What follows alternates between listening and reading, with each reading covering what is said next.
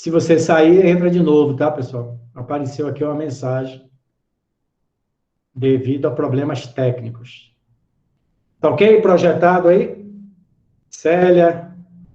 Vamos lá. Lição de número 47, eu quero ler com calma, tá? E deixar registrado esse estudo, publicar no meu canal do YouTube, no canal do YouTube da www.reinonet.com.br. E lá eu posso colocar no YouTube alguns links embaixo para que as pessoas possam se aprofundar nesse estudo, que é uma promessa bíblica do Antigo e do Novo Testamento, de um derramamento abundante, uma grande trovoada, um aguaceiro de derramamento do Espírito Santo. Aliás, nosso Deus é um Deus de abundância, né, de medida, recalcada, sacudida e transbordante. A Bíblia fala que Deus não é remisso, né? Aqui no Nordeste fala canguinha, casquinha, mão fechada. Deus não é assim. Deus é gracioso, bondoso em tudo o que ele faz, na natureza, no amor. Ele é um Deus de abundância. Bem, os textos básicos estão aqui sempre em destaque, em negrito, Joel, capítulos 1 e 2, nós não vamos ler todo Joel. Nós temos uma mensagem, o título dela é Sião, destruída e restaurada. Essa mensagem eu vou colocar no nosso grupo do WhatsApp, e se você estiver assistindo aqui no YouTube, vai ter um link aqui embaixo para essa mensagem que estuda com bastante detalhes e fundamentação bíblica as profecias de Joel e o significado daquela videira que foi assolada por uma nuvem de gafanhotos e Deus prometeu a sua restituição, a sua restauração. A gente vai comentar Tiago, capítulo 5, Oséias, Atos, capítulo 2, abra sua Bíblia, Atos, capítulo 2, nós vamos começar por aqui. Eu vou ler Atos, Zacarias e Oséias agora na introdução, para que a gente tenha uma visão geral. Eu uso muito essa didática do geral para o particular. É importante a gente ter uma visão geral, depois a gente se detém a detalhes. Aliás, é um dos princípios de ensino bíblico, tanto de Jesus como dos profetas e dos apóstolos, eles sempre partem do aspecto geral, da visão geral, para a visão em detalhes e minúcias daquela profecia, daquele ensinamento. Então, Atos capítulo 2, a gente sabe que Atos capítulo 2 foi o cumprimento de uma profecia veterotestamentária, a profecia do derramamento do Espírito Santo. E lembrando que na última ceia de Jesus com os seus discípulos, eles alertaram os seus discípulos: não se ausentem de Jerusalém, até que do alto sejais revestidos da promessa do Espírito Santo. Então, Jesus preparou o coração dos discípulos, lá em João, capítulo 14 a capítulo 17, a gente vê detalhadamente isso, para que eles não se ausentassem, não ficassem tristes, e ele não deixaria os discípulos órfãos, né? Mas para que a igreja dele surgisse e ele pudesse estar presente, né, em todo o mundo, ele precisava derramar o Espírito Santo e estaria através do Espírito Santo para sempre conosco. Então, a semente caiu na terra, tinha que morrer, porque se não morresse, ela não daria frutos. Então, a semente, Cristo, veio, morreu, e produziu e se multiplicou em nós. Hoje nós somos Cristos. Nós temos Cristo em nós e temos o Espírito Santo. O outro, parácleto. A palavra pará, em grego, significa aquele que está ao lado. Pará, aquele que está ao lado. Kletos significa aquele que estimula, que incentiva, que te levanta da cama, que não faz desistir, que te dá energia, força, revelação, fé e consolo também, né? Então, vamos lá, Atos capítulo 2, após a manifestação do Espírito Santo, em Atos, nós já vimos isso, em princípios elementares, Pedro se levanta cheio do Espírito Santo e fala o seguinte no versículo 14 até o 21. O discurso de Pedro. Os grandes pesquisadores do texto original e dos manuscritos, eles dizem que esta pregação de Pedro, o texto grego, está muito acima do conhecimento natural de um pescador galileu. Então, mostra que realmente Pedro falou palavras que estavam acima do seu entendimento e sua capacidade intelectual natural. Isso é muito bom, porque foi realmente uma unção do Espírito Santo. E Pedro fala o seguinte, abre aspas, então se levantou Pedro com os 11 apóstolos, mostra a autoridade apostólica, e erguendo a voz, levantou a voz, advertiu-os nesse termo. Então ali estava prosélitos judeus de todas as nações, Pedro, na autoridade do Espírito Santo, na representatividade apostólica, ao lado dele.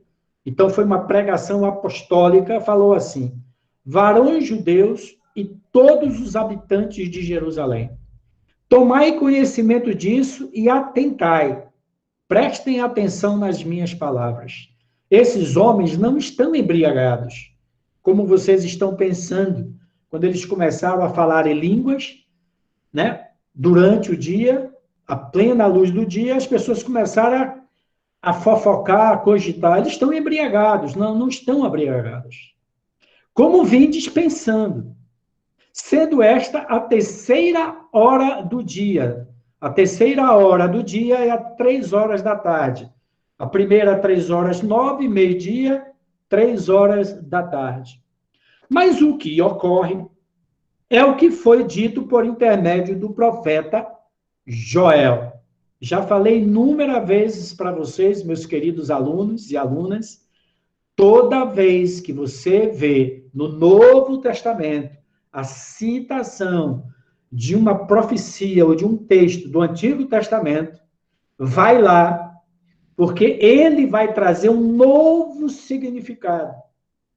Ele vai desvendar ou acrescentar algo do Antigo Testamento. Então, pegue o texto e veja como o Espírito Santo reedita, ressignifica, contextualiza o texto do Antigo Testamento. Uma vírgula, uma palavra, um complemento, vai ser muito importante. Então, abrindo aspas, Pedro, inspirado pelo Espírito Santo, citando a profecia de Joel. E acontecerá nos últimos dias, diz o Senhor, que derramarei pega a canetinha e coloca um círculo ou sublinha a palavra do meu Espírito sobre toda a carne. Que toda a carne? Toda a carne dos filhos da promessa, né? Os vossos filhos e as vossas filhas profetizarão. Jamais aqui é toda a carne mundial. Ele já está dizendo os vossos filhos. Vossos filhos. Então, é uma promessa, a gente sabe, Jesus falou, o Espírito Santo da verdade, que o mundo não pode receber, mas vós recebereis. É uma promessa para a igreja. A igreja estava nascendo aqui. Foi o parto. Cristo morreu e de dentro de Cristo, do Espírito de Cristo, ele repartiu o seu Espírito sobre nós, através do Espírito Santo. Assim como Moisés repartiu o Espírito dele sobre os 70, Elias sobre Eliseu, Cristo falou, é necessário que eu volte para o Pai, porque se eu voltar, o Espírito pode vir. Ok? Então, nós recebemos o Espírito de Deus, o Espírito de Cristo, o Espírito Santo. Então, vossos filhos e vossas filhas profetizarão. profetizarão. Então, uma das manifestações do Espírito Santo é o espírito de profecia. O espírito de Cristo, diz Apocalipse, é o espírito de profecia, de proclamação, porque tudo foi criado no mundo pela proclamação. Quando Cristo estava com Deus em Gênesis, Cristo proclamou e criou.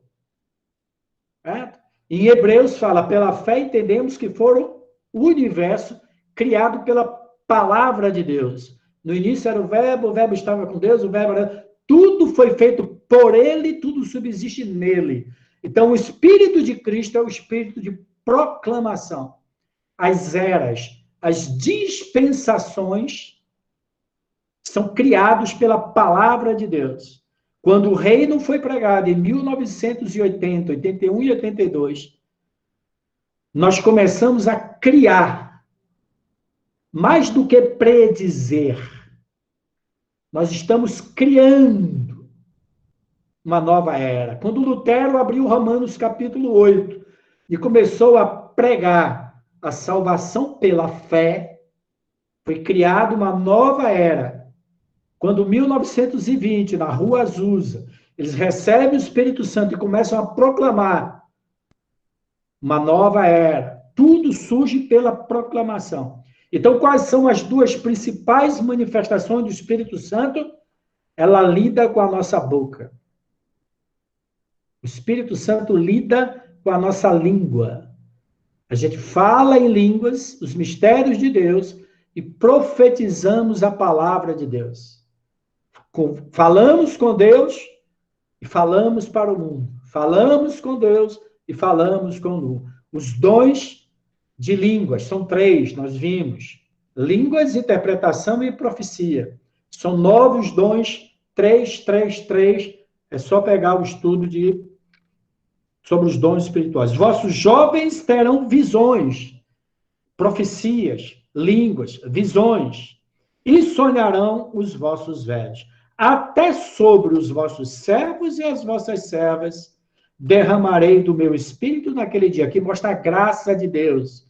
Até os servos, né, aqueles irmãos mais humildes, aqueles cristãos novos, que não têm uma consciência de filiação, até eles receberão o Espírito Santo e profetizarão. Oxalá, disse Moisés, todo o povo de Deus fosse profeta. Oxalá. Né? Quando o Espírito de Deus saiu e foi para os 70, teve gente que criticou.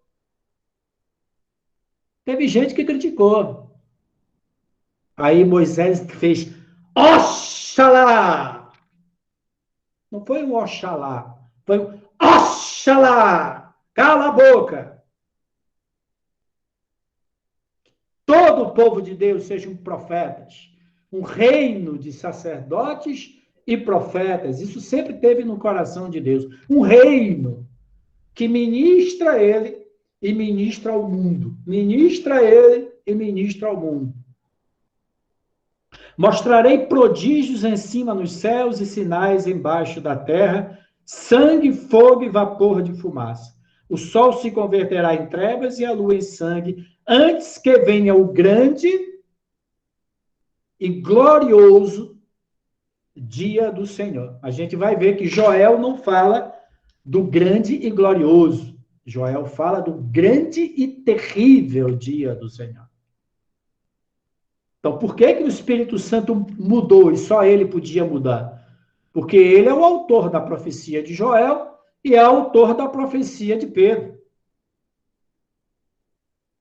Então, o dia do Senhor, quando a Bíblia fala do dia, é aquele dia de acerto de contas. O dia do juízo, o dia do Senhor.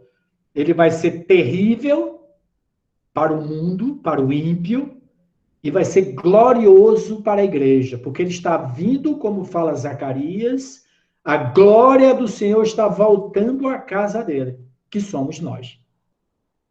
E acontecerá que todo aquele que invocar o nome do Senhor será salvo. Essa profecia começou em Atos e se estende em toda a dispensação da era da graça até o dia do Senhor. Ok?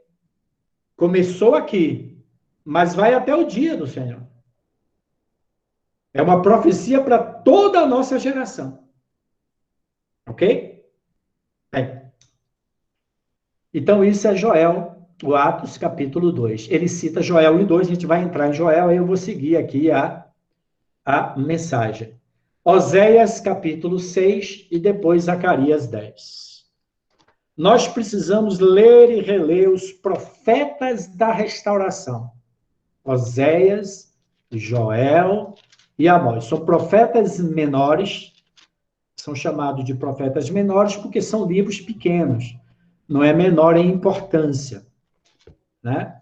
Então, Oséias, capítulo 6, são textos que falam dessa chuva.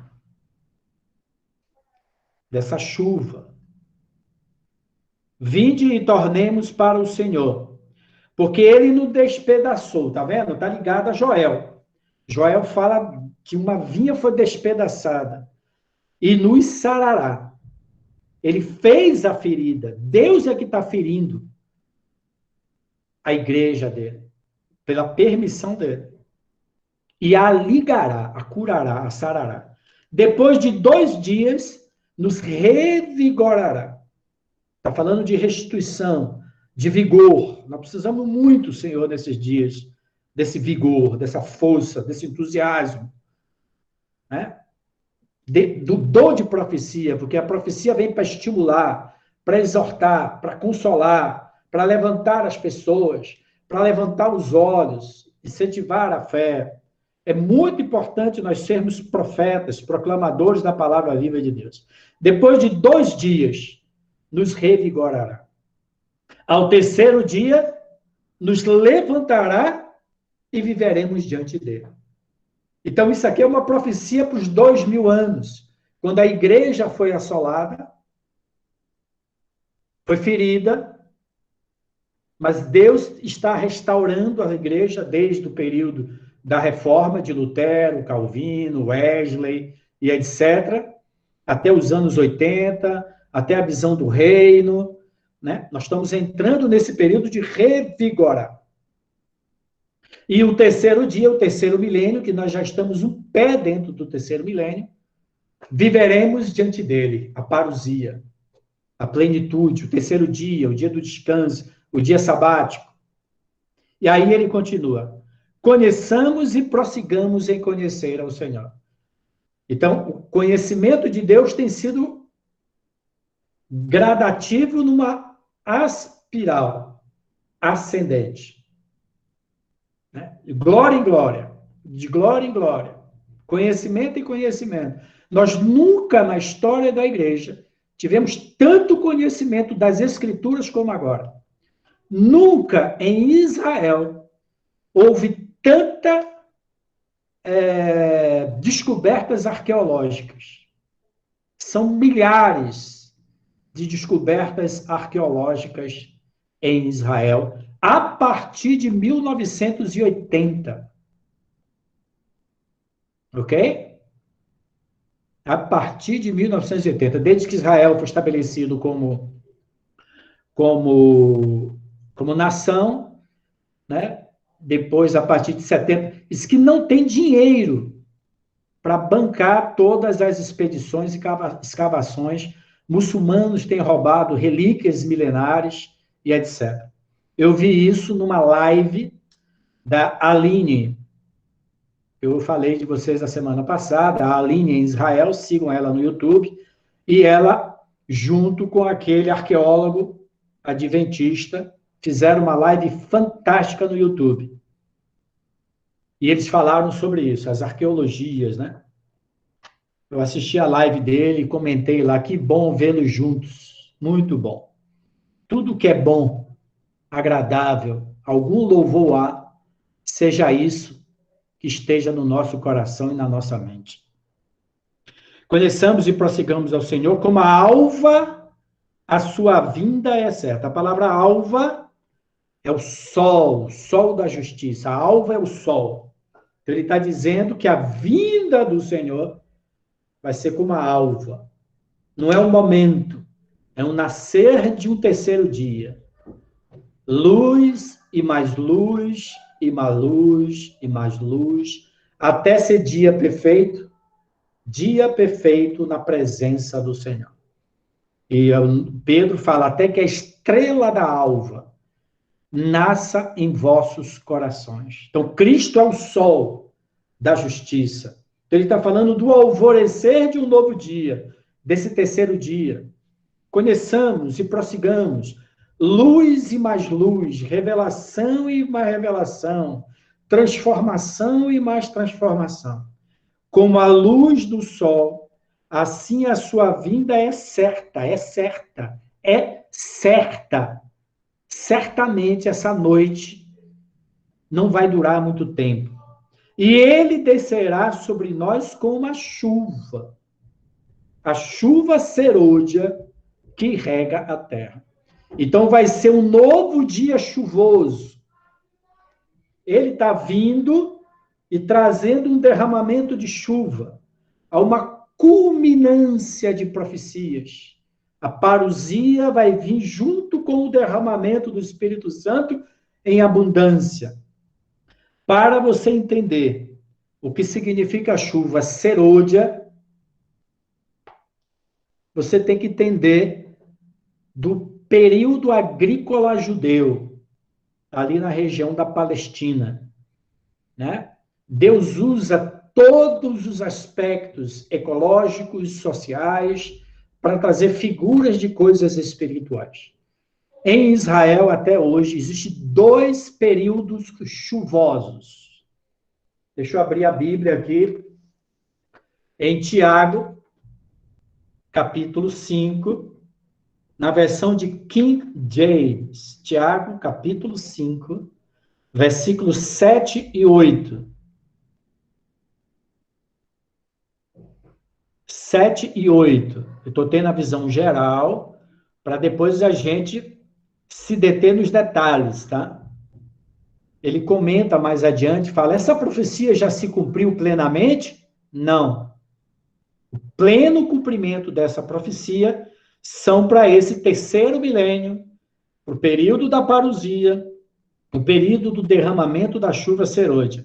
E Tiago, o irmão do Senhor, o apóstolo, ele testifica isso aqui, Tiago capítulo 7, na versão de King James, e eu vou ler também na versão da NVI, para vocês verem aqui duas versões. Sede, pois, irmãos, paciência, oh, coisa boa. Estamos precisando de muita paciência.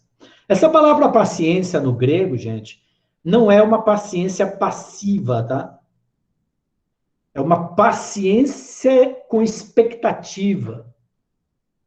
É uma paciência com um clamor.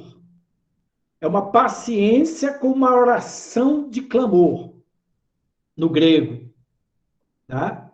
Sede, pois, irmãos, pacientemente insistentes, pacientemente clamando, até que a parousia do Senhor. Eis que o lavrador, que é o Pai, espera o precioso fruto da terra, aguardando com paciência. Deus também é paciente, até que receba a chuva temporã e serôdia. Cristo é a videira. E aqui promete a igreja, a Bíblia fala, lavoura de Deus sois vós. Nós somos a lavoura de Deus, a videira de Deus, a videira amada. Por isso que profetas gostavam e gostam de dormir debaixo de videiras. O profeta tem um carinho especial por videira, tipo Evanô. Olha lá, não parece discípulo de João Batista? Olha a barba do cara. É o discípulo de João Batista. Essa espécie só dá em matinha, viu, gente? É uma espécie rara, esse tipo de profeta. É que nem o Paulo de Montes Claros. Aqui o profeta Abraão, aqui, o Lacerda aí, Uberlândia. Então, tá aí. Então, ele fala de chuva temporânea e serôdia. Na NVI, Tiago 5:7 fala assim, ó. Portanto, irmãos, sejam pacientes até a vinda do Senhor. Essa palavra vinda em grego é parousia. O tempo da parousia. Parousia não é um momento, ele é um tempo. O tempo da presença do rei. Quem está aqui no meu canal do YouTube, procure uma palavra aqui, uma mensagem que fala da parousia do Senhor. Veja como o agricultor aguarda que a terra produza o preciosa colheita e como espera com paciência até vir as chuvas de outono e primavera. Então, a chuva temporã é uma chuva de outono, é uma chuva fraca. E a chuva de primavera, ou a chuva serôdia, no hebraico, é aguaceiro, com trovões, luzes, trovoadas e raios. Ok? Então, existem 2 períodos chuvosos que Israel orava a Deus para que essas chuvas viessem na medida e no tempo certo. O agricultor precisa do tempo de colheita, tempo de semeadura. Nós dependemos de Deus.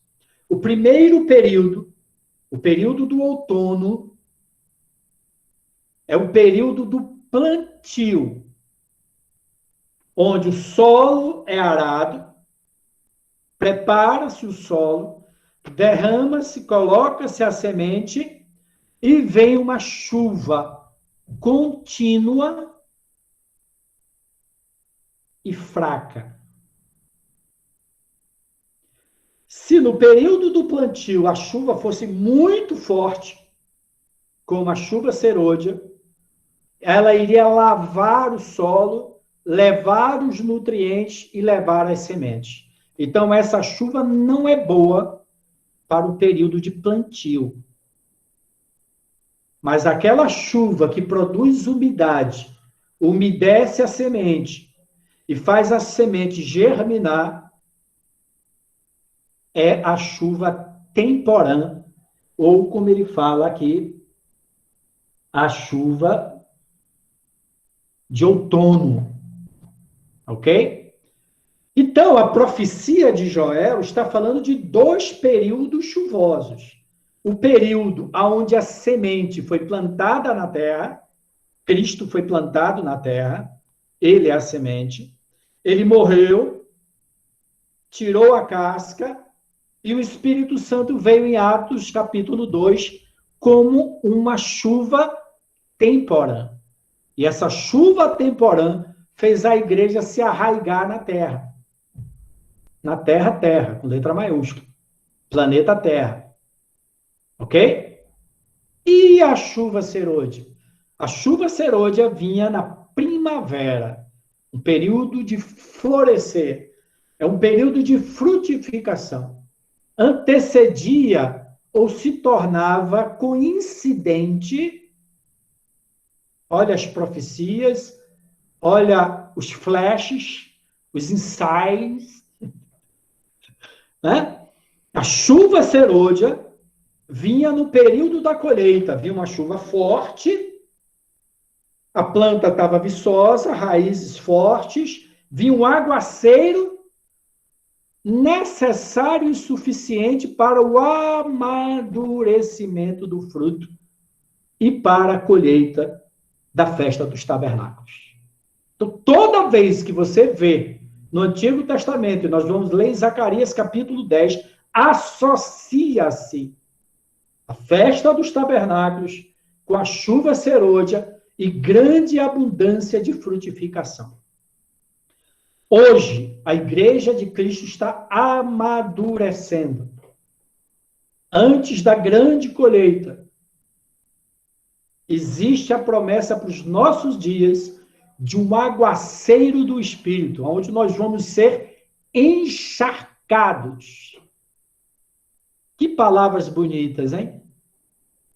Encharcados do Espírito Santo.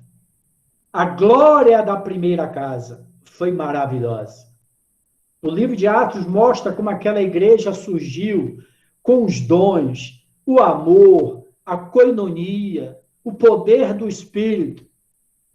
Mas não durou 15 anos depois de Pentecostes. E a igreja começou a perder o amor. Houve divisão, carnalidade, pecado. E a igreja foi entrando no estado de decadência até um período que nós chamamos de Idade das Trevas, Idade Média. Um período de 1000 anos, que vai de 407 a 1500. Quando a igreja se prostitui, fazendo uma associação com o Estado, com a política, com o mundo. E o mundo entrou na igreja. Ela perdeu o seu vigor. A gente vai ver isso rapidamente, ok? Zacarias, capítulo 10. Então, Tiago fala da chuva temporã, que já veio, e vai falar da chuva serôdia. Lembrando que o movimento da Rua Azusa, o movimento pentecostal que existe no mundo desde o início do século, não é o cumprimento da chuva serôdia, tá? São apenas os pequenos aguaceiros que caiu aí. Zacarias, capítulo 10, a gente deve decorar esse versículo. Esses 6 versículos aqui, gente, tem que estar na ponta da língua, para nós meditarmos, orarmos, proclamarmos e clamarmos. Meia hora já, né? Paciência aí, eu acho que esse estudo vale a pena ser feito com calma, né? Quem acha, dá um ok aí, um like. Lá, a Vitória ordenou, viu, Otávio? Está ordenado. O que a Vitória falar aqui é lei. Zacarias, capítulo 10. Pedi ao Senhor chuva no tempo da chuva serôdia. Não fala de temporã. Está falando do ciclo do amadurecimento, do ciclo da colheita. O Senhor que faz os que? Relâmpagos. Eu estou na tradução de King James, eu não sei como é que está aí. Relâmpagos. Lhes dará chuveiro, King James, chuveiro de água. Abundância. Ruído de abundante chuva. Ouço lá no alto que já vem. Cumpre-se Joel 2 agora. Helder, gostou da minha linda voz, né? A minha família tem um tom de voz angelical. Diz que a fé é a certeza de coisas que não se veem. Lhes dará chuveiro de água e erva no campo a cada um. Porque os terafins têm falado vaidade, e os adivinhos têm visto mentira e descrito sonhos vãos, com vaidade consolam. Por isso vão, como ovelhas, estão aflitos, porque não há pastor. Sempre houve carência de pastor. Oh, Deus! Levanta os pastores, Senhor da glória. A Bíblia fala muito dos pastores segundo o coração de Deus. Pedi ao Senhor chuva no tempo da chuva serôdia. E se você continuar lendo, ele fala, né? Quem não clamar pela chuva, não virá sobre ele a chuva no período da festa dos tabernáculos. Isaías 44, também é outra profecia, muito legal. Você viu? Estou dando a visão geral, depois vai ser mais rápida. Estou lançando os fundamentos. Isaías 44, ele fala aqui do 3 e 4. Fala assim, ó. Porque derramarei água sobre o sedento e torrentes sobre a terra seca. Derramarei o meu espírito sobre a tua posteridade e a minha bênção sobre os teus descendentes, e brotarão como erva, como salgueiros junto a correntes de água. Amém? Deixa eu ler esse texto de Zacarias, aqui na Almeida.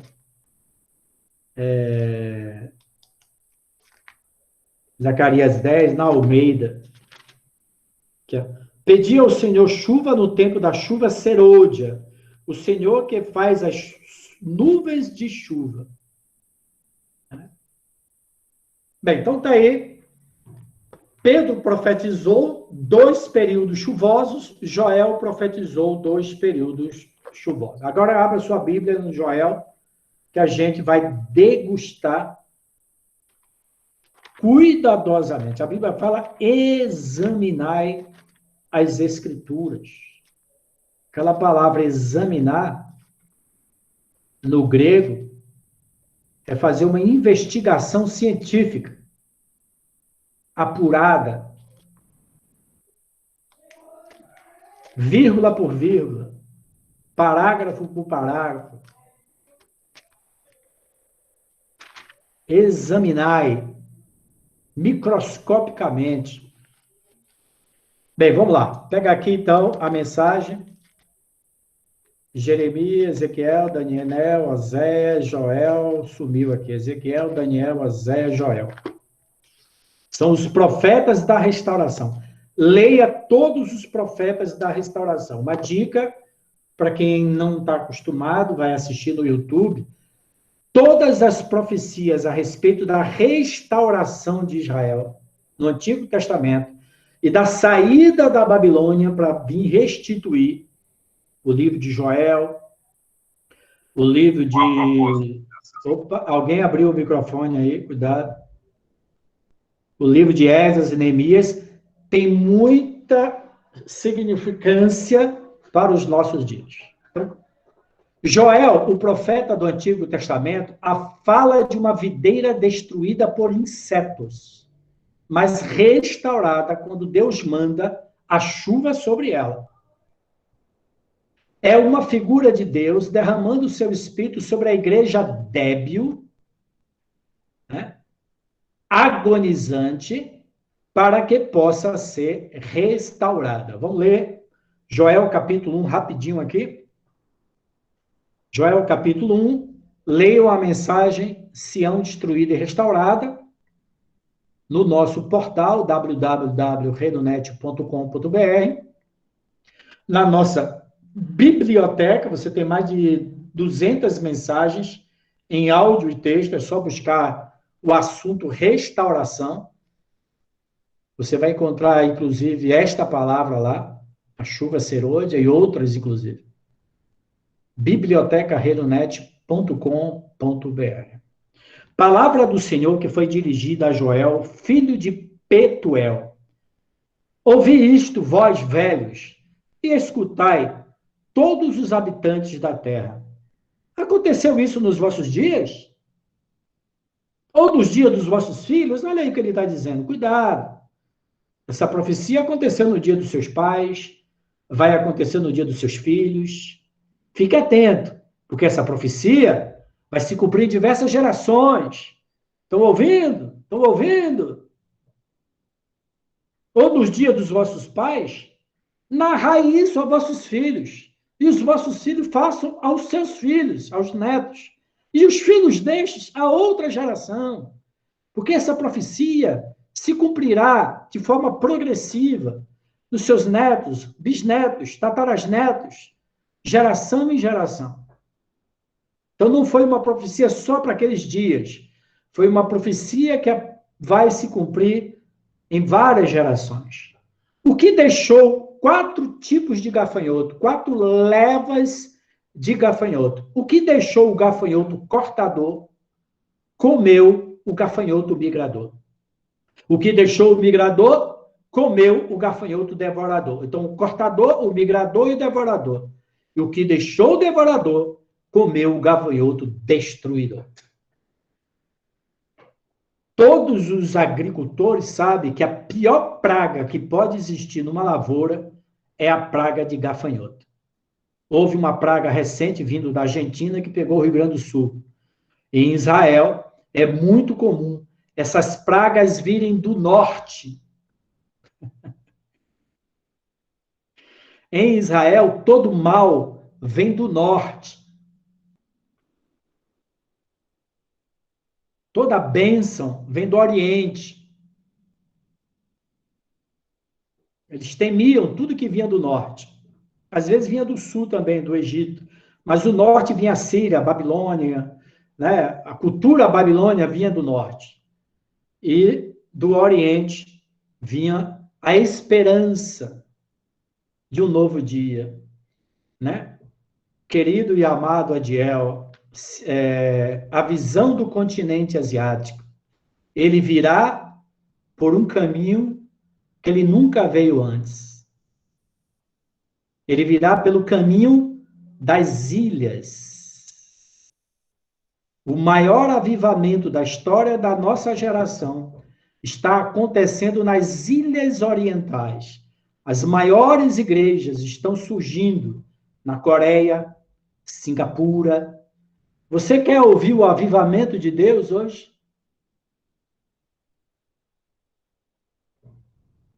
Ouça o que está acontecendo nas ilhas.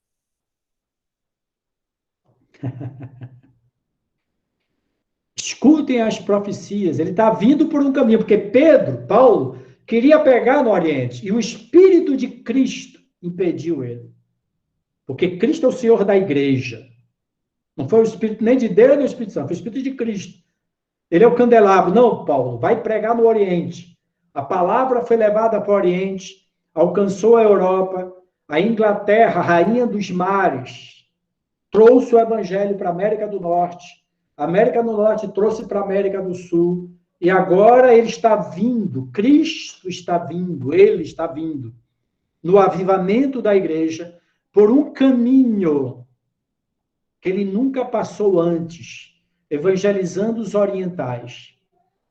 E a glória do Senhor vai voltar para Jerusalém, fechando o ciclo profético. Então, nós vamos ver chineses, coreanos, né? Aquelas ilhas, muito avivamento. Então são 4 tipos de gafanhotos. Se você pegar no hebraico, na realidade, aqui são 4 fases do estágio de crescimento de um gafanhoto. O primeiro gafanhoto cortador é a locusta. A locusta, ele é um pequeno gafanhotinho, uma larva, que ela entra e come o fruto. Ele se hospeda no fruto e come o fruto. O segundo é o migrador.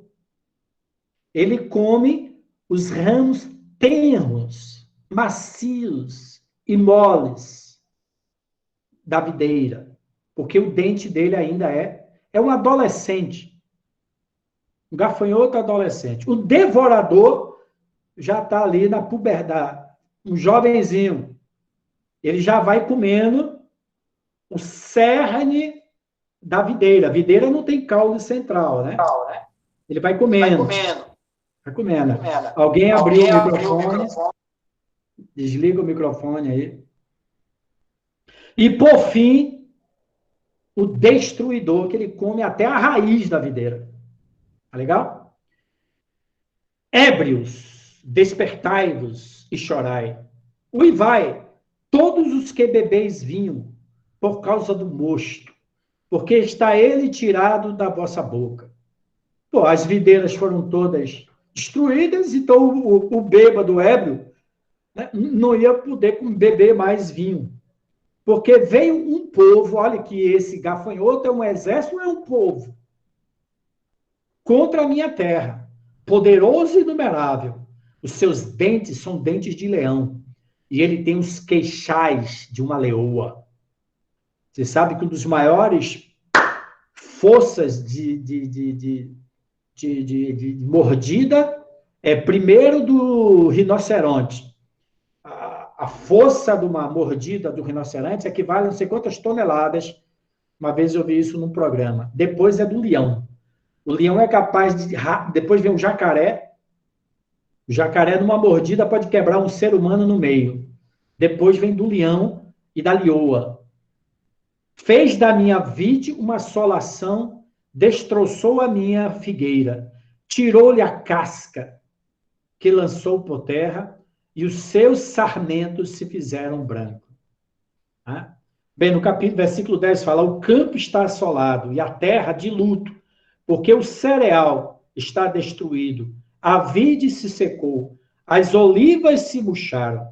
Envergonhai-vos, lamentai-vos, uivai, vinhateiros, sobre o trigo e sobre a cevada.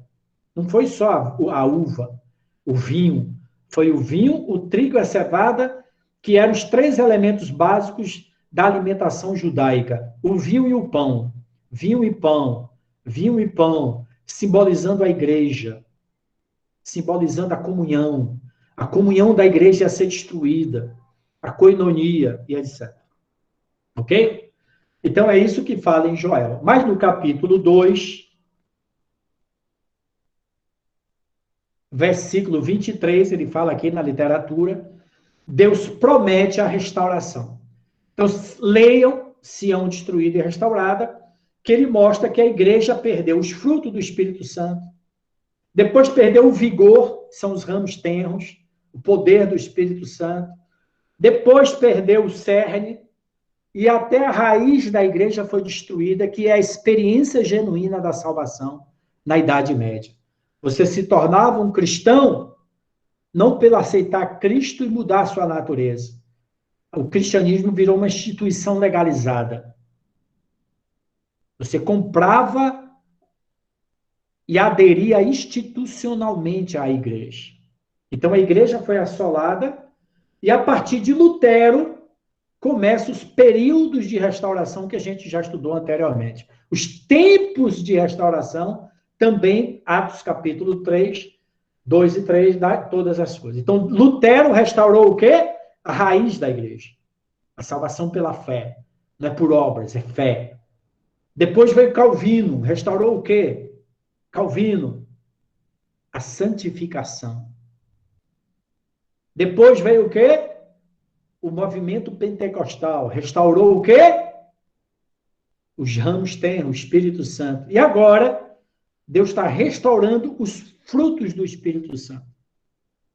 O amor, a bondade, a longanimidade, o domínio próprio, a mansidão. Nós temos a genuína experiência de salvação, temos a koinonia, a comunhão, temos o Espírito Santo, falamos em língua, interpretação, profecia, discernimento de espírito, palavra de sabedoria, palavra de conhecimento, todos os 9 dons e outros mais. Temos os ministérios fundamentais, temos a ordem divina, agora o Pai está esperando um precioso fruto. Então, aqui no versículo 3 fala, alegrai-vos. Alegrai-vos sempre no Senhor. Outra vez digo, alegria em porção dobrada. Pois, filhos de Sião, toda vez que você vê a palavra Sião no Antigo Testamento, Sião é o monte da promessa. A cidade de Jerusalém está construída sobre 3 montes. Mas o monte que Deus fez um pacto com Abraão é o Monte Sião. Monte, montanha, rocha, é símbolo de reino. Então, Monte Sião. Aí um bom nome para você colocar na sua igreja, Igreja Monte Sião. A Igreja da Graça, Monte Sião, Shiloh em inglês. Shiloh, Monte Sião.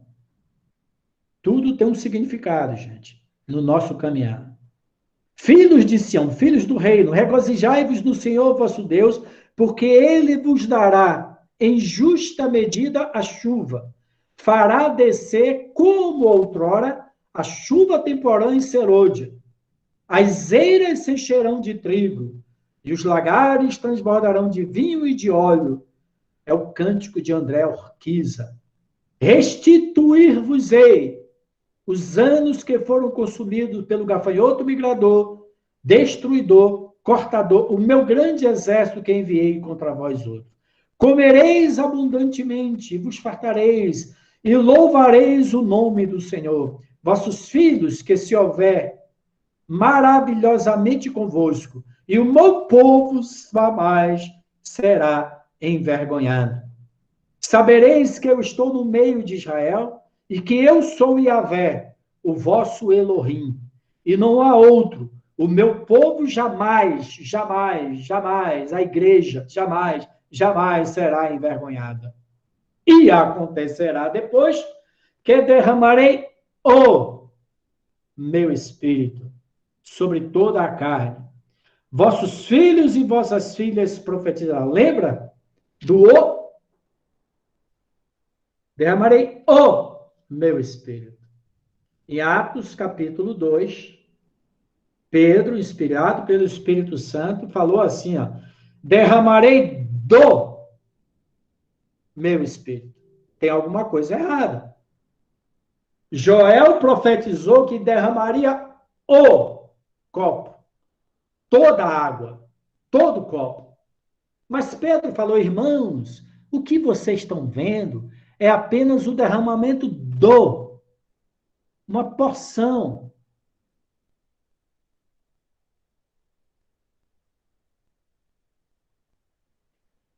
O copo completo vai vir na parousia.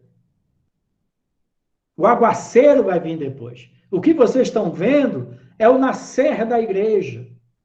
É a frutificação da semente que morreu há 7 dias, há 50 dias atrás na Páscoa. E ressuscitou, a esperança viva. Mas Joel profetizou que ele derramaria do Espírito.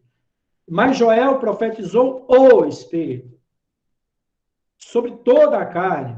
Vossos filhos e vossas filhas profetizarão, vossos velhos terão, até sobre os vossos servos e vossas servas. Mostrarei prodígios no céu e na terra, sangue e fogo. O sol se converterá em trevas e a lua em sangue, antes que venha o grande e terrível dia do Senhor. Pedro falou o grande e glorioso dia do Senhor. Então, existem 2 mudanças no que Pedro citou de Joel capítulo 2. Do e grande e glorioso dia do Senhor. Então, depende de que lado da moeda você está. De que lado do campo você está. Legal? Vai ser glorioso para nós, porque a glória da segunda casa será maior do que a primeira casa, a igreja primitiva. E a glória do Senhor, fala Zacarias, vai encher toda a casa. E 1 Tessalonicenses 1 fala que o Senhor está vindo para ser glorificado em nós e ser admirado em nós. A glória dele. O que é a glória? Vai no meu blog, na área aberta, tem um estudo completo sobre a glória. A glória não é uma mulher. Né? A glória é a manifestação da natureza divina, com todo o seu poder, riqueza e natureza. E feitos. Cristo manifestou a glória de Deus. Ele era cheio de graça e de verdade e vimos a sua glória. Quando ele fez o primeiro milagre, em Caná da Galileia, a Bíblia fala lá, e Cristo manifestou a sua glória, fazendo milagres. Quando a glória se manifesta, o surdo ouve, o cego vê, o aleijado anda, o mudo fala, o morto ressuscita, e todos dão glórias à glória de Deus. Então, a glória é mais do que uma luz. A glória é a manifestação do próprio Deus. Na sua plenitude de força, poder, sabedoria. Então, vê lá o estudo que tem. E nós estamos achegando, nestes dias, ao trono da graça e glória. A glória está sempre junta com a graça. Ele, o Verbo se fez carne, habitou entre nós, pleno de graça e glória. Graça e glória. Qual é a experiência que vai nos levar à glória? a experiência com a graça. O altar, a terceira experiência, a experiência do Santo dos Santos, a experiência de tabernáculo, eu estou dando todas as dicas para vocês. A experiência da chuva serôdia, do terceiro dia, do dia sabático, quando você chega no tabernáculo, no Santo dos Santos, tem o altar de misericórdia, o propiciatório, o altar de graça. Cheguemos ao altar da graça. E em cima do altar da graça tem o quê? A glória. Cheio de graça e de glória. Porque nós só vamos crer na glória em nós se nós tivermos uma grande revelação transformadora de um Deus gracioso, para fazer habitar tesouros de ouro em vaso de barro.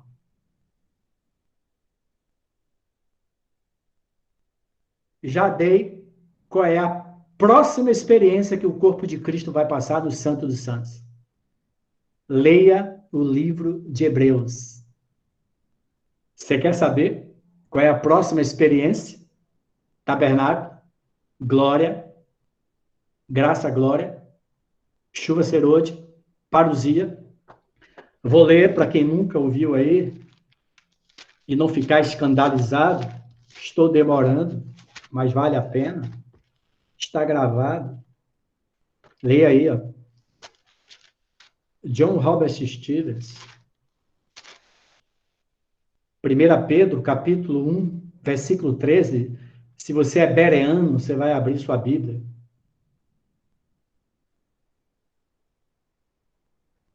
1 Pedro, pegue esse versículo e coloque na sua casa.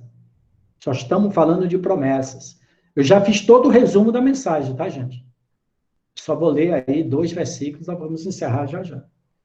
1 Pedro, capítulo 1, versículo 13, abre aspas, John Robert Stevens, fixe a sua esperança na graça. Releia esta literatura. Toda esta literatura, fixe a sua esperança na graça, está baseada nesse texto. Eu só fui descobrir isso 35 anos depois. Por isso, cingindo o vosso entendimento, cingir é protegendo o seu entendimento. Irmãos, o princípio das dores estão aí. Satanás sabe que é o último momento. Ele vai vir com dentes e unhas nesses dias para assolar a igreja. A perseguição à igreja vai aumentar cada vez mais. Cinja seus pensamentos. Da onde virá o meu socorro? Elevo meus olhos para o céu. Não fique pensando que a solução vai estar em nenhum político, nem nada. Vai vir de Deus, usando homens também agora. Então, por isso, cingindo o vosso entendimento, cubra seu entendimento, proteja seu entendimento e seja sóbrio. E esperai inteiramente.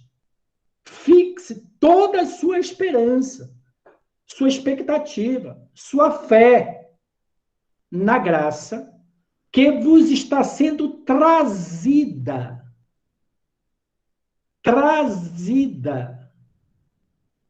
no Apocalipto, na revelação de Jesus Cristo. John Robert Stevens, fixe a sua esperança na graça. Abre aspas. A parousia do Senhor trará uma unção especial de graça. Portanto, fixe a sua esperança na graça que está sendo trazida com a glória do Rei. Ele vai vir com muita graciosidade, muita bondade, muita liberalidade, com uma chuva transbordante, para produzir em abundância. Essa chuva serôdia é uma expressão do amor gracioso e pleno de Deus. Ele virá para ser glorificado em nós. Só uma revelação de um Deus gracioso para a gente crer nisso, na minha vida, na vida de cada um desses profetas que estão aqui. Fixe a sua esperança na guerra. Releia essa literatura. Depois de 35 anos, você vai ver que ela é mais atual do que vocês imaginavam, do que eu imaginava. Eu só fui compreender ela agora, porque nós estamos no momento da liberação de uma unção especial de graça sobre todo o mundo de Cristo. A revolução da graça vai ser um dos últimos pregações que Deus está pregando em vários lugares do mundo, a começar pelo Oriente, aonde abundou o pecado, dizia Adiel. Superabundou a graça. Aquele povo que era idólatra, politeísta, ateu, perseguidor do cristianismo na Idade Média, por isso veio a Inquisição, né? Aonde abundou o pecado. Quando Jesus perdoou o pecado daquela mulher, ele fala assim, a quem muito amou, a quem muito pecou, muito amou. E os últimos serão os primeiros. Eles entrarão no reino, nos precederão no reino. Já imaginou? Nós que somos detentores da revelação do reino?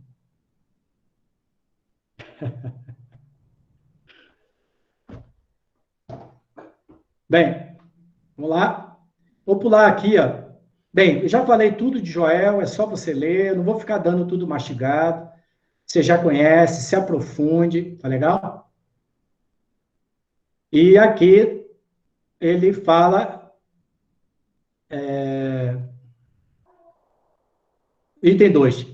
O significado e a importância desta figura. O que é a vinha e um jardim? Paulo fala em 1 Coríntios capítulo 6, versículos 6 a 9, que lavoura de Deus, edifício de Deus, sois vós. Então, Paulo mostra que aquela videira, presta atenção, gente, aquela profecia de Joel, aquela videira, era Israel. Israel foi assolado pelos assírios e foi destruído. Totalmente destruído e levado cativo para Jerusalém, para a Síria, para a Babilônia. E depois de um tempo, Deus trouxe a restauração em Esdras e Neemias, etc, etc, etc. Mas aquele Israel natural, que foi perseguido por esse grande exército, não sei se vocês sabem, gente, os assírios, é só você estudar um pouco sobre a história dos assírios, os assírios, eles desenvolveram, na antiguidade, a maior tecnologia de tortura do mundo antigo. Eles eram os maiores, o povo mais temido daquela época. Eram os gafanhotos. Era a praga mais temida, era a praga de Assírio. Quando ele entrava para dominar um povo, ele matava mulher e criança, eles faziam tortura. Lembram do que faziam aqui com o nome dele aqui, do Nordeste, esse cangaceiro aqui do Nordeste, quem lembra o nome dele aqui? Lampião. Lampião, parabéns, Ana Paula. Você é a garota nota 10. Eu estou apaixonada por essa morena, viu? Que Patrícia não me ouça. Aqui com o Lampião, diz que Lampião, quando pegava as pessoas, rapaz, Lampião passava para o Senhor do Bonfim. Marcondes, quando era criança, viu Lampião. Lá em Senhor do Bonfim tem um museu de Lampião. Diz que Lampião, quando pegava as pessoas aqui no sertão, Pernambuco, Alagoas, Bahia, colocava o cara sentado, pelado, em cima de formigueiro. Vê aí, Otávio. Ou funciona ou não funciona, meu amigo. Ele tirava a calça do cara, melava o cara de mel ou de rapadura, mel de rapadura, e botava em cima do formigueiro. Ele enterrava o cara até o pescoço e deixava o cara lá, prendia o cara com a corda, enfiava na terra. É que nem os vikings, né? Eu já assisti filme de viking. O viking, quando ele invadia um povo litorâneo, ele prendia a mão dos caras, enfiava o cara na terra, na areia. O cara não pode sair com a mão presa. E a maré ia enchendo, meu amigo. Ó, imagine.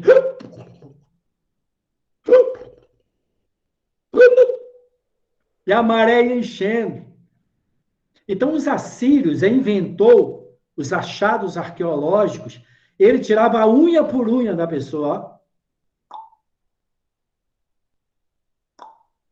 Os assírios inventaram instrumentos de tortura. Grilhotina, tirar dedo das pessoas, furar olho.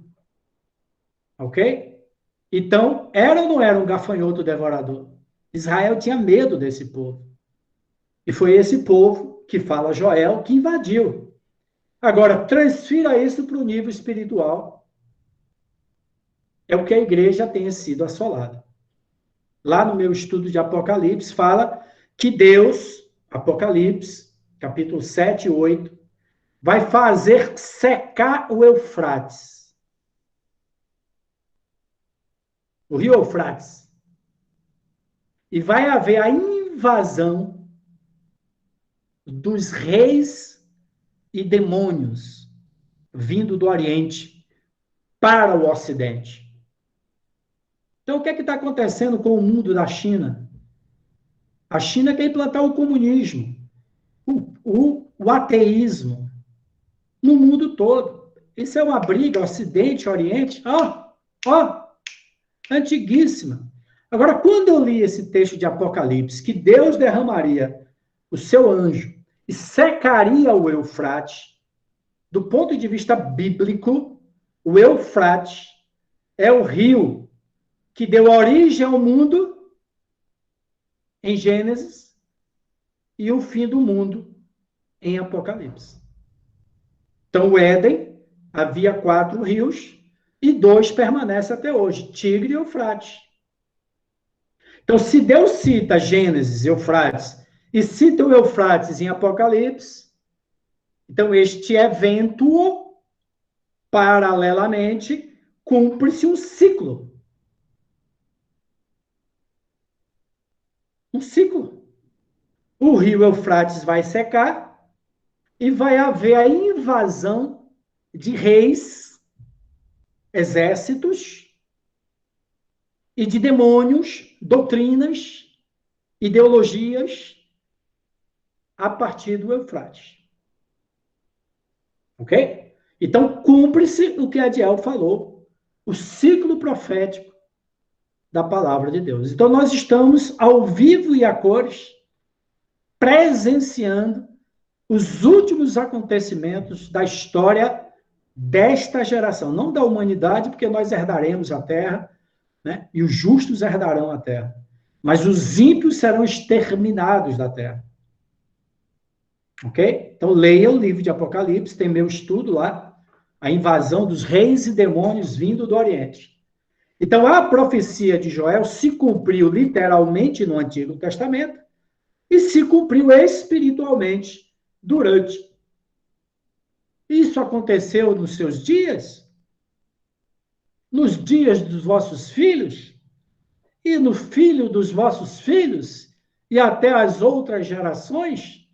Então, essa história da igreja, desde a chuva temporã até a assolação da igreja, a restauração da igreja, está acontecendo até o ano de 1980. Eu escrevo isso no livro de Apocalipse, quando o reino começou a ser pregado. E já fazem 42 anos E está se cumprindo uma geração de quando o reino foi proclamado. Pena que Moisés pregou o reino e não entrou no reino. Eu vou repetir para vocês. Diz que um bom entendedor entende. Moisés profetizou o reino, a terra prometida, em 1980. Mas ele não entrou no reino. Deus tinha que passar um período de deserto para levantar os filhos que haveriam de estabelecer o reino. 40 anos depois. Pena que não ficou sombra, nem fumaça, nem poeira do que foi esse mover nos Estados Unidos. Mas passaram-se uma geração.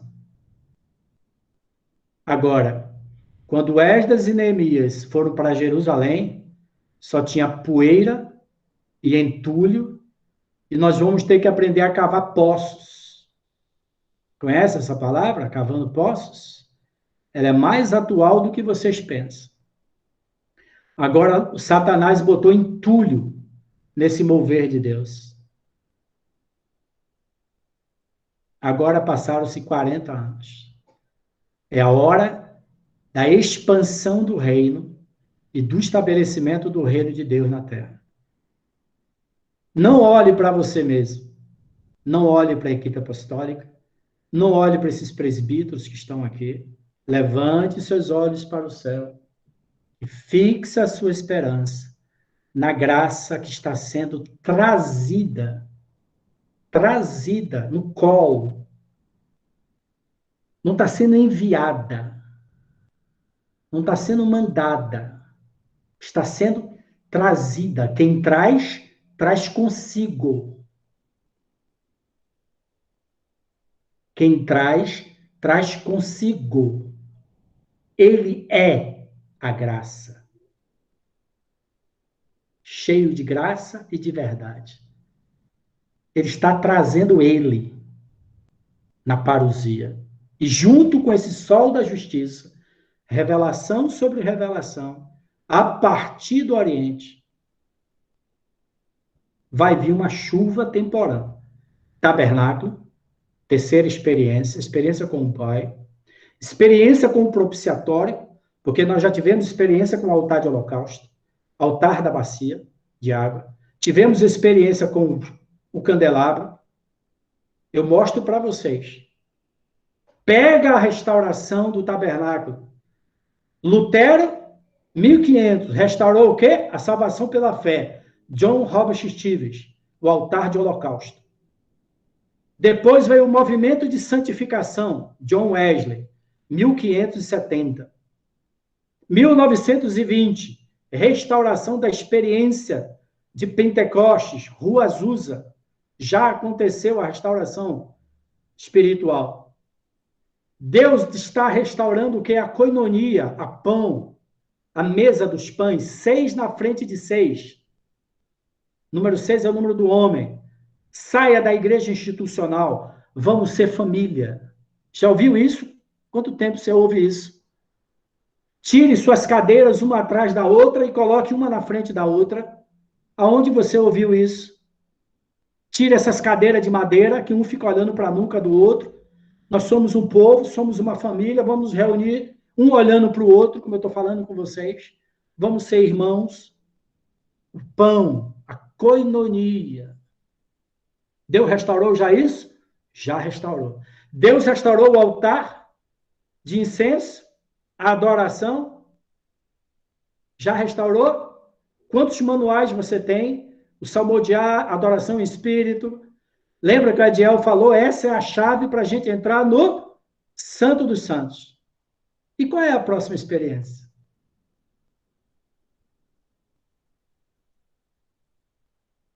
Propiciatório e glória. Propiciatório e glória.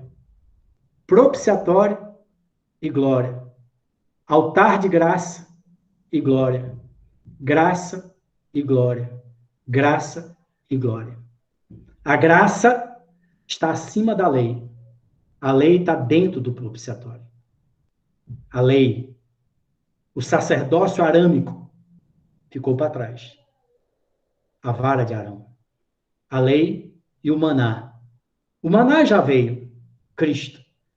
O propiciatório está acima. Por isso que Paulo fala, não caiam da graça.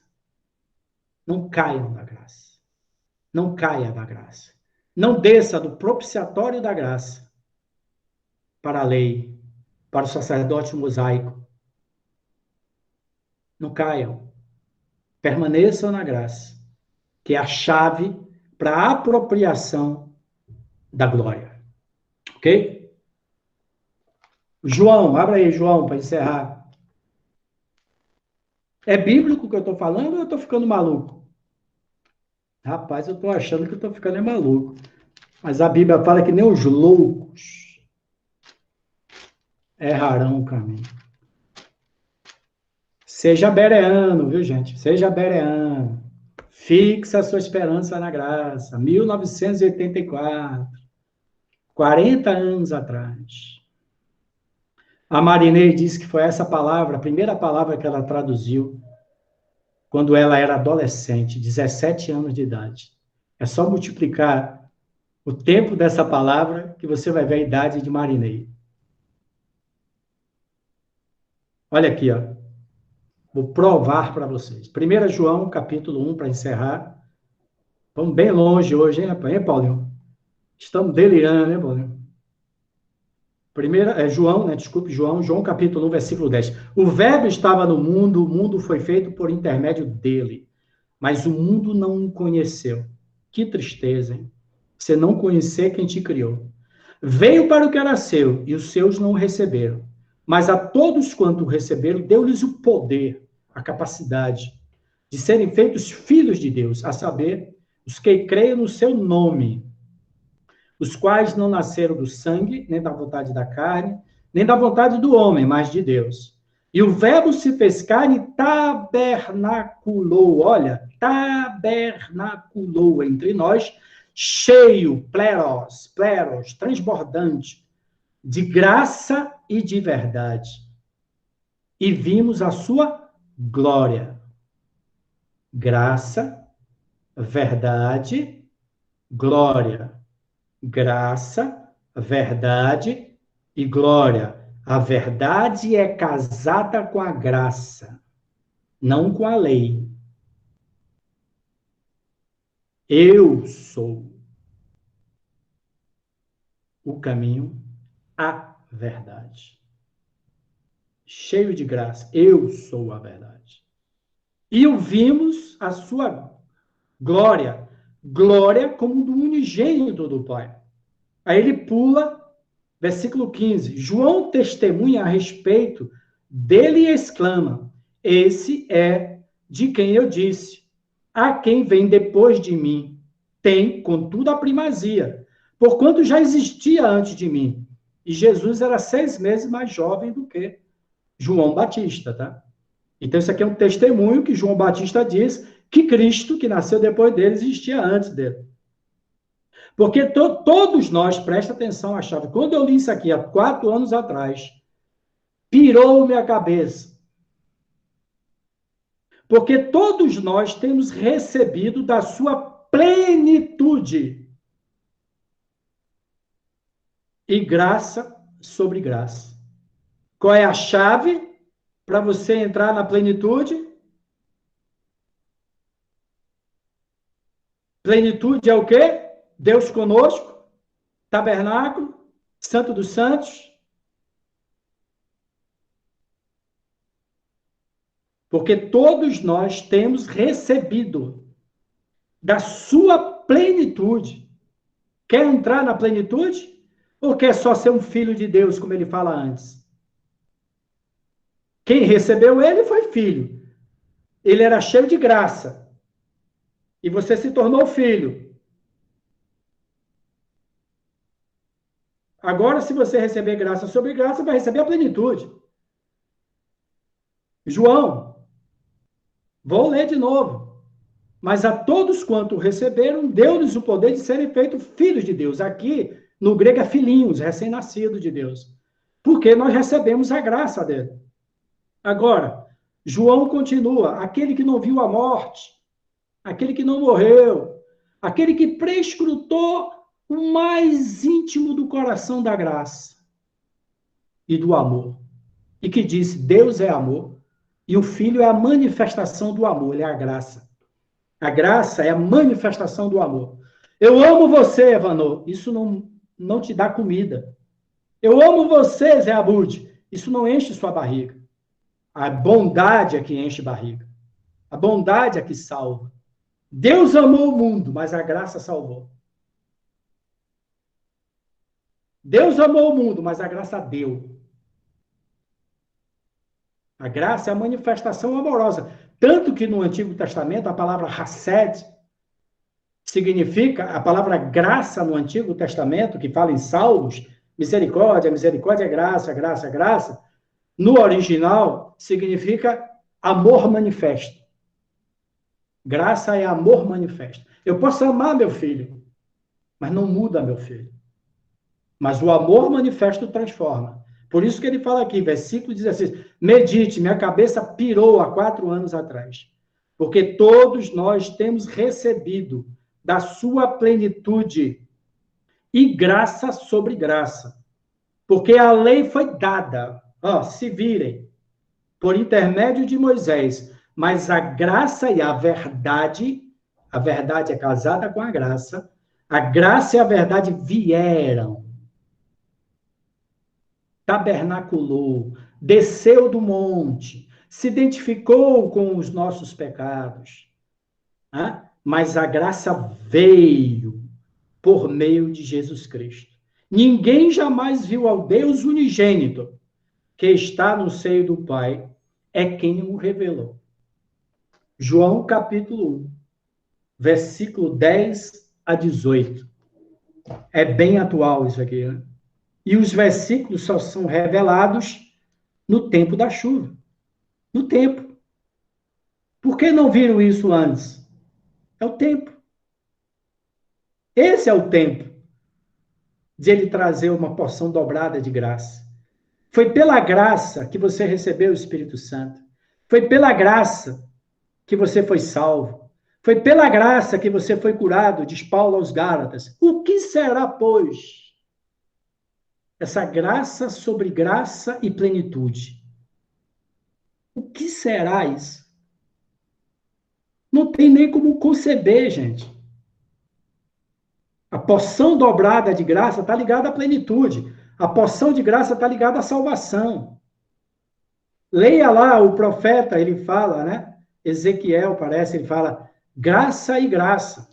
Já viu isso lá em Ezequiel? Graça e graça. Eu tenho isso aqui anotado na minha Bíblia. Graça e graça.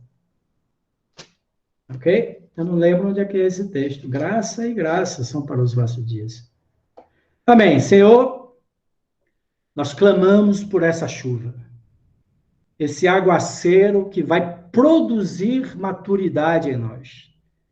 A maturidade não é uma conquista pessoal, não é um esforço pessoal.